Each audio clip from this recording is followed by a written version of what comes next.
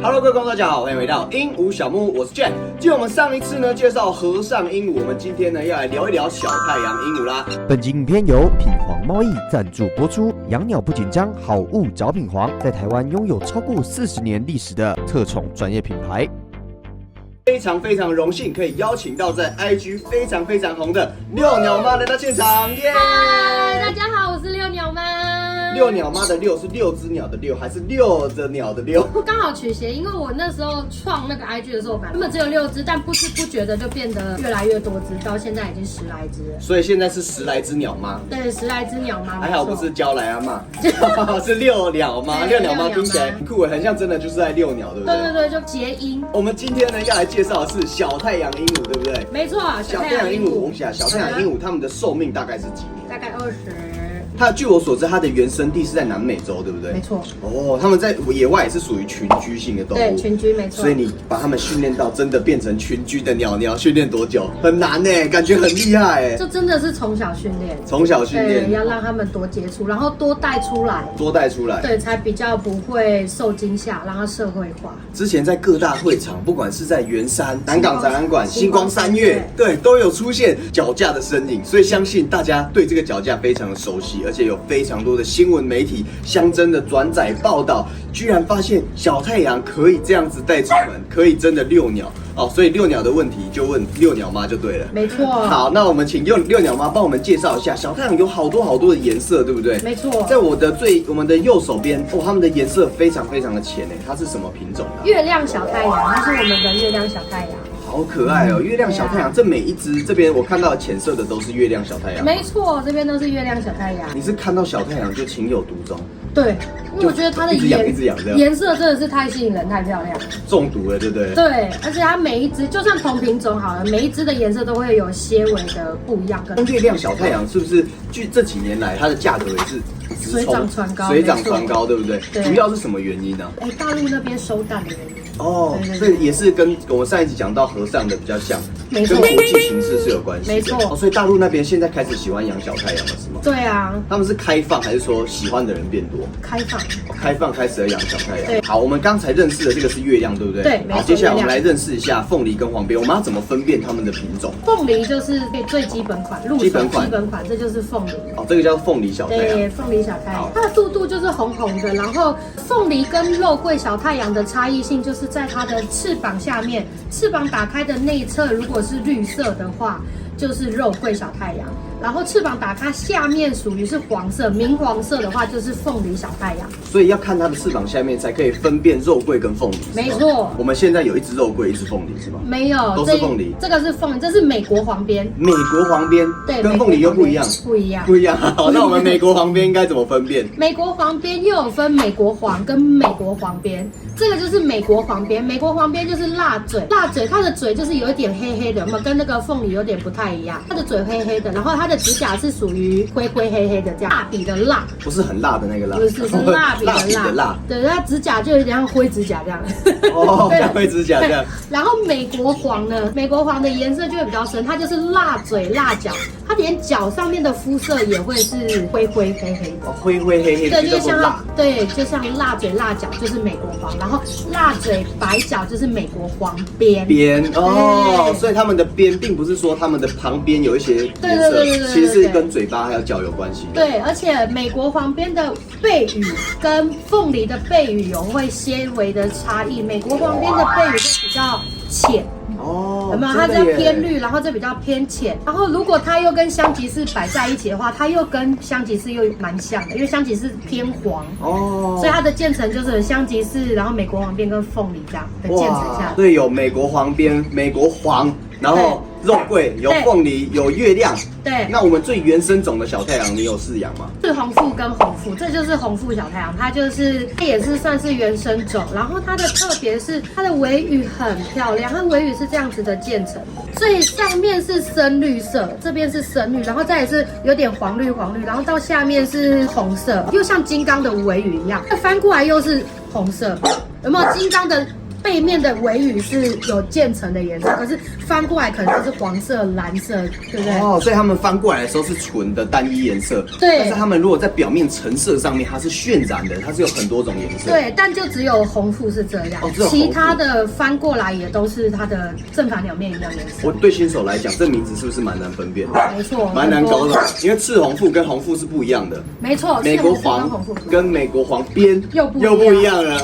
哇，凤梨还有香吉士，我没有养香吉士。哦，你没有养香吉士。对，然后还有蓝化系列。还有蓝化系列，据说是你下一波要入手的是吗？对，希望可以。哦，所以你的目标是要把小太阳全部收集齐全。如果口袋够深的话。现在小太阳是不是大概有几种？有20-30种有吗？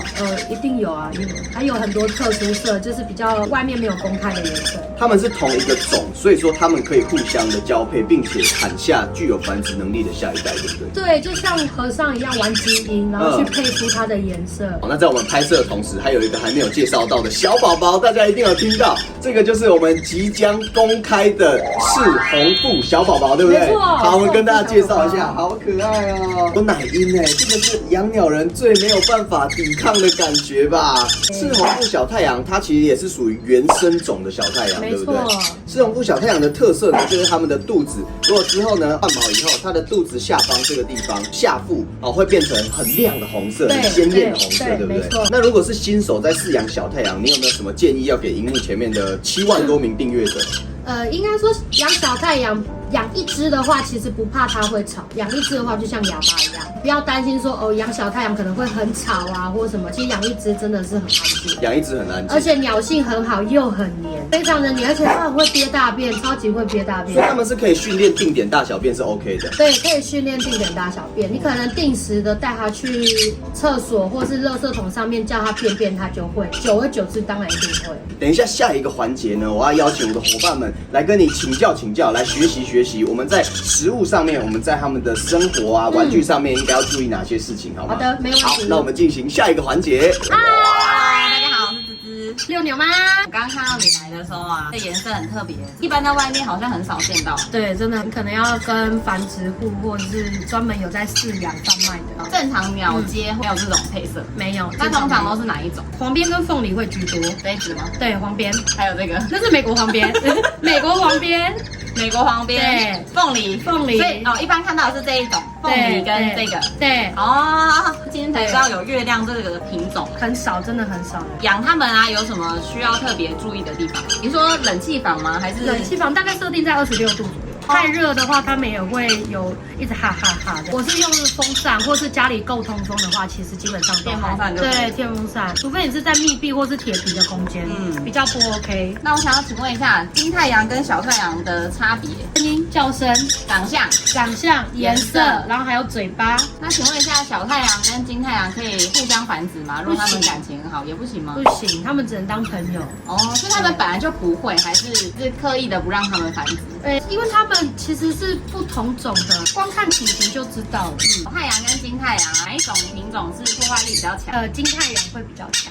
像这种材质的话，是小太阳可以啃咬的，对吗？这个就是玉米叶，把它变成一丝一丝的。那这种果实呢，是不是就太硬了？对，像这个跟这个小太阳可能就比较没有办法。我们家自己实验下来是这两个比较没有。这个是佛手果，是真的蛮硬的，然后这个是木芒果。那玉米芯跟这个桃花心木都是 OK 的。中间这个木珠呢？木珠他们也会玩，可是又不会。那他们啃咬力真的蛮弱的，没有凯克跟和尚或强。因为我的小鹰啊，它这些全部都可以把它啃咬到开花。我们家可能就只有这个尾巴这里就吃这样子，咬人的程度也是比小鹰还弱。这我就没有体验过了，真的吗？等一下给你看看。对，如果是这种草帽啊、紫丝这种，他们也是 OK 的。他们也会玩这种，他们就也算会蛮喜欢去玩藤球跟那个玉米叶，他们都很喜欢。所以总结的话，就是他们适合咬比较软，然后可以抽丝的，或者是铃铛类他们也很爱。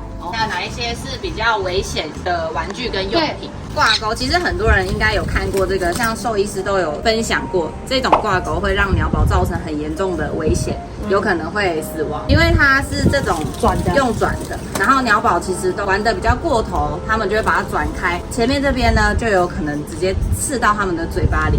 嘴会里面，其实蛮多的。所以如果有这种挂钩的话，建议大家都一定要把它换掉。那铃铛的部分，如果是我们家的玩具啊，我们绝对不会用这种铃铛，下面是一片式的，我们都会把它换掉。为什么呢？因为这种一片式很容易割伤鸟宝的舌头跟嘴巴，对，会卡住，对，也会卡住，就跟刚刚那个刺进去是类似的效果。所以只要你们有用品啊，都建议把这种换掉。那如果是来我们这里购买的，我们都一定会换好再给你。好，那我想要请问一下，小太阳的笼子呢，大概要多大？1.5尺以上，方笼，不要直的。就说长方形的不要，要用方的。对，要用。为什么？就是往横的发展。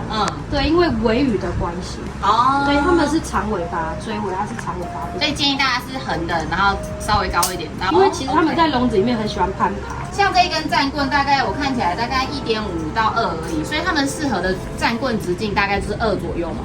差不多，就要让他们可以抓住。像这一根，它树皮磨得比较光滑，所以我在上面打那个麻绳，对，增加它的抓握力。其实看他们这样子握差不多，所以大概就是2。对，差不多。所以要让他们可以是呈现一个 C 的形状。有饲养小太阳的话，建议挑选直径2，不要想说越大越好。那长度应该就都没有关系，长度其实没差，就主要看你用在哪里。我想要问一下幼鸟吗？为什么你的小太阳全部都不会咬人啊？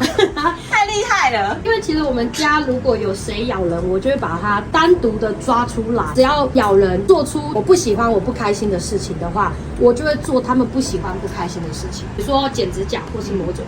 平常不会磨，当它咬人的时候才会。他们2个吵架，我就会2只都抓出来磨嘴巴。就是前面一点点是比较白的地方是可以剪的，然后后面有血管的地方就是不要剪到。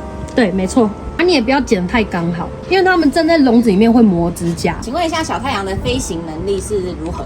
如果跟和尚还有凯克或是比较大型鹦鹉比的话，小太阳就像战斗机，飞得很快，很快。但是我跟小鹰更小型的比的话，但没办法比，因为小鹰也很快。那万一他们真的飞失了，我们要怎么寻找它呢？飞失的话，大概是凌晨4、5点，或是天刚亮的时候就开始出去，在它飞失的那个地点周围去找。但是你飞失的当下，你要先各大的社群可以先去 po 文去协寻，建议小朋友的脚上都要有电话环。对，如果有人捡到，就会比较好联络找到你。早上大概4、5点天刚亮的时候出门的时候，就喊他的名字跟放他的叫声，去吸引他过来。记得带着他喜欢吃的东西，或是可能你喂奶奶的那个奶杯啊，然后去敲那个声音，他会因为那个声音而吸引你过来。大部分的鸟飞失都是用这个方式去没错没错啊。如果有梯子也是可能也需要。梯子好像蛮需要带着的。对，梯子，因为有些可能飞上去不敢下来。像我有一只花花，这只凤梨就曾经被客人吓到，然后飞走，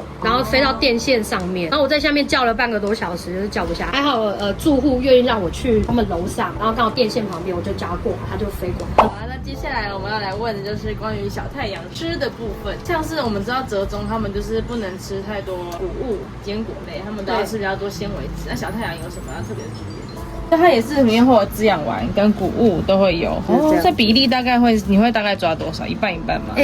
我发现他们还蛮喜欢吃大麦的。鲜食很爱，对，因为我发现小太阳蛮爱吃果干或是水果类的食物，对，他们喜欢吃甜甜的。营养品的话，我会定期的喂奶，我觉得毛漂亮吃鲜食也蛮有效的。对，鲜食最主要是你可以以鲜食为多，对，鲜食比例多一点。那你如果没有不方便用鲜食的话，也可以买一些果干类的。我记得你常常会带一碗玉米，对，然后让他们到处吃，我觉得超可爱。他们可以把那个中间肉吃完，只剩皮，对，他们还蛮喜欢吃。当季的时蔬来去给他们做一些补充，以蔬菜为主。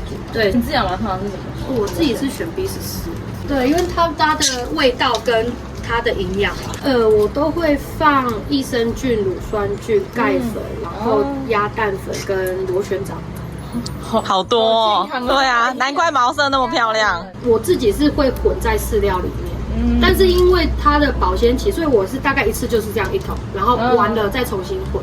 我不会说一次混很多这样子。那你平常给他们零食，除了蔬果类跟饲料，零食有什么？零食我只给葵瓜子，然后就当奖励用的。对，因为我的饲料里面是不会有葵瓜子类的，对，就是过高。对，所以只有奖励或是每天定量给。对，我不会加在饲料里面，因为他们其实很聪明，他们会剥饲料，对，会先从那个开始吃，对，然后就会把它剥到笼底。这是我原本最想养的小太阳。我今天看了以后，觉得好想养哦！天哪，我之前其实很想养小太阳，在养点点之前，是我们家的点点是领养的，对不在对？养它之前，我很想养小太阳，然后看了很久，然后我就觉得现在小太阳太可爱了，但它价格真的蛮高。他们的名字，那我们从这边看：猪猪、杜杜、小花、多多、泡泡、啾啾。哦，青葛，刚刚有说青葛、天天、亮亮、美美、米米，好厉害啊！我怎么都认得出来，这每一只都长超像。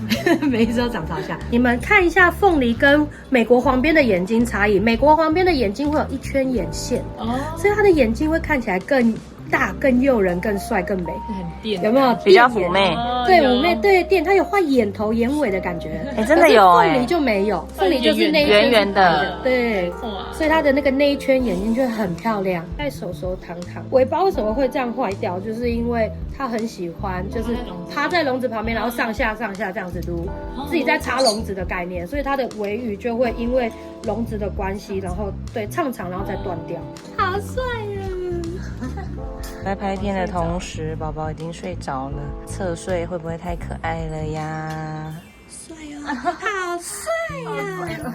基本上小太阳成熟时期是母鸟大概是10个月开始，那你如果要让它更好一点的话，就是大概1岁。然后再发育更完全一点。如果像原生种赤红腹那样的话，就是要3年。哦，3年对才能生，对才能生。为什么差这么多？因为其他的是基因改造出来，它就会把它的让它可以更早可以开始繁殖。哦，没错。是所有的小太阳里面，就你知道的，它最贵跟最便宜大概落差有到多少？最便宜的当然就是领养，或是人家自己家里繁殖赠送的嘛。最贵的话也有10来万的。一样小太阳吗？还是一样小太阳的品种，也有什么火焰小太阳啊之类，就整只红彤彤的。凤梨也会有分什么红面凤梨啊什么，它会以它的红度来去区分它的价格。越亮的部分就不会以它的红度来去区分价格。香吉士也会以红度，越红的香吉士一定会越贵。可爱哦，只有幼鸟才可以这样子好好的呆呆的。对。对，因为小太阳的繁殖季是属于冬天，对，天气寒冷的时候，它们就是繁殖，比较会，然后炎热的时候是属于休息的阶段，大概年尾年初。现在不是小太阳的繁殖季，然后他们有一个很厉害的技能，就刚刚讲到他们特技，还有一个是会看镜头，对不对？没错，他们拍照会看镜头，像现在他们都心不在焉，有没有？对。然后因为妈妈爱拍照嘛，所以就会教他们这个。来，我们要来拍照喽！我们要1、2、3看镜头，来，1、2、3，耶！来呀！哇！包租公，包租公，这一串很重要，这一串很猛哎！心动吗？